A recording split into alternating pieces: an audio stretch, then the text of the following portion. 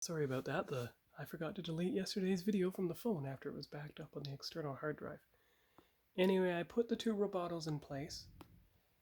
Roboto's accessories are down there, as are Keldor's. And of course I have the Fraggle Rock cars here in front of the Happy Meals, the 80s Happy Meals.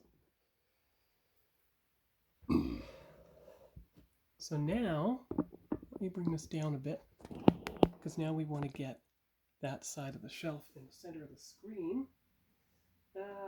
Clamp Champ, here we go. And I believe this is part of Clamp Champ's thing as well. He might... I'm not going to have him try to hold it in his arm, of course. We'll put all the accessories down here approximately equal to where the figures are holding them. There. And if I check, I believe Clamp Champ was a deluxe card. Here you go. So there it is. And I guess that they're good. So those are the accessories. Excellent. Got it. Okay, good. So who's next? Well, you have another vintage Masters display, see, with the leg bands. So it's going to have to go onto the shelf and wait until you have more figures. What else have we got here? You have a gun, but I don't know what it's from yet, so we put it down here. Call this the accessory shelf for now. Here's Anti-Eternia He-Man.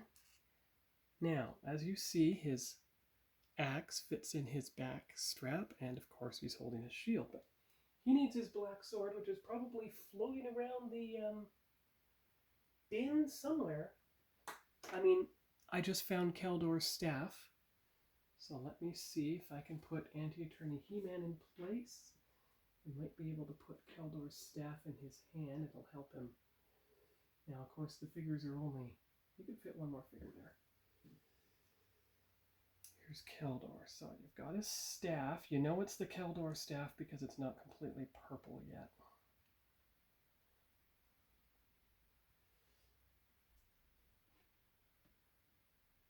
There. Good. Okay, now we're getting somewhere.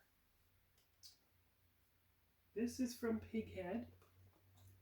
I recognize it because it's the same DecoArt Desert Turquoise shade as the Excelsior panel. So if something ever happens to this, the paint starts to chip, I know exactly what color to use to make it work. And I think Pighead will be able to... will he be able to... Okay, I got an idea. Move Clamp Champ away for a moment. Anti-Eternia He-Man in front of Roboto. Pighead. Let's get him standing properly. There you go. There you are. Hands in a more neutral position, and there you go. Good. Okay, so that's one row done. So we'll get a more updated picture with the flash on. There you go. Okay, Ram Man. He's already holding both of his accessories, as you can see, so he's going to go in the very back. There you go. And then, of course, you have... I don't even know what this is from, so again, place it down here.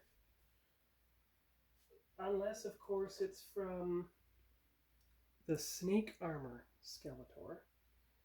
Now, let's see. Hopefully he's a snake face. Wait a minute. Okay. Getting there.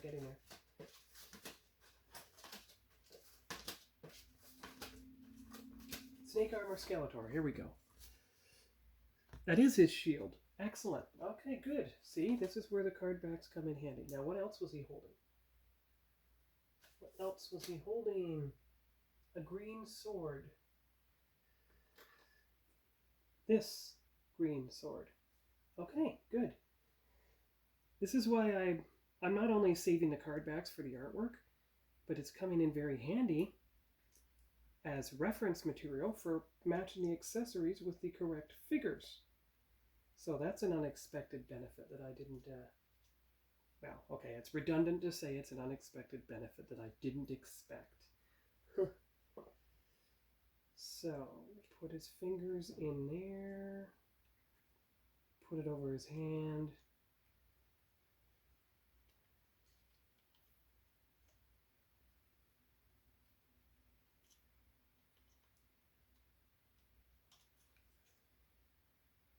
Just wouldn't hold on to it, so he's going to have to just stand there.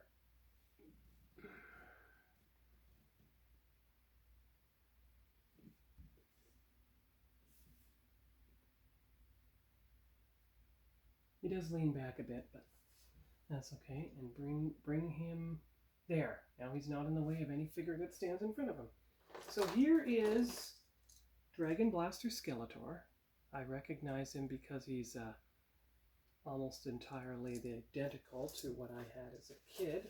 Although my figure was always incomplete. He was missing the snake head for some unknown reason. Alright, what else? One cuff. The lock. Did you say lock? Oh, the lock locks the creature. Of course. Okay. Got it. Got it. Alright. So, gotta put him in place now.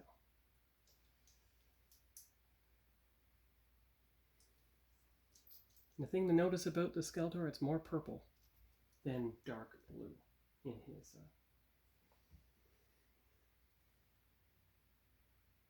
There, he's kind of leaning against Dragon Blaster Skeletor. Put his head up. He's kind of leaning against the other Skeletor. Now, I have a Skeletor here. This is a battle damage Skeletor, I guess you call him. So, let's just bring his hand up like so. Bring his sword up like that. And there you go. You've got a more regular Skeletor.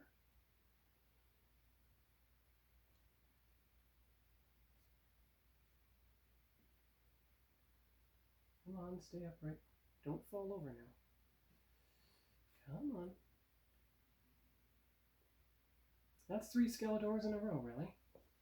Can't see all their faces when they're in the side row, but... Here is Buzzsaw Hordak, the same as my original era figure. So let's see if he can stand here, stand upright, and not fall over. There. That's pretty good. Okay. Well, I didn't quite empty drawer number 2.